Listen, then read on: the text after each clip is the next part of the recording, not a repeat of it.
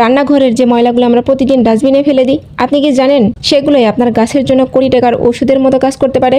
আজ তোমাদের দেখাবো ঘরে থাকা কয়েকটি উপাদান দিয়ে কিভাবে গাছের জন্য একটি শক্তিশালী একটা অমৃত পানি তৈরি করবেন, যেটা গাছের জন্য অনেক বেশি উপকারী। এই পানি তৈরি করার জন্য আমি প্রথমে পেঁয়াজ, রসুন, আলু এবং কুমড়োর মতো নানা রকম, এক কথা আমি যা রান্না করি সেই সব তরকারির খোসা একসঙ্গে আমি বালতিতে 3 থেকে 7 দিন পানিতে ভিজিয়ে রাখি। এতে খোসা সব পুষ্টিগুণ পানির সঙ্গে মিশে এক শক্তিশালী একটা পানি তৈরি হয়।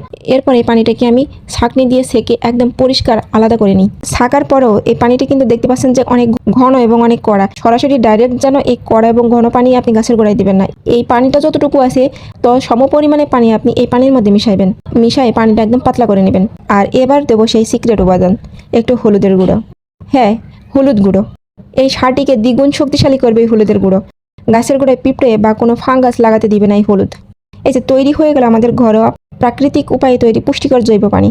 এটি সপ্তাহে বা 10 দিনে একবার গাছের গোড়ায় সাধারণ পানির মতো দিয়ে দিন। এটি দিলে গাছের গ্রোথ এতটাই দ্রুত হবে যে আপনি নিজে দেখে অবাক হয়ে যাবেন। কোনো টাকা খরচ না করে বাজারের কেমিক্যাল সারের চেয়ে সেরা যত্ন নিন আপনার গাছের। ভিডিওটা যদি তোমাদের ভালো লাগে অবশ্যই লাইক, কমেন্ট ও শেয়ার করে দিবে।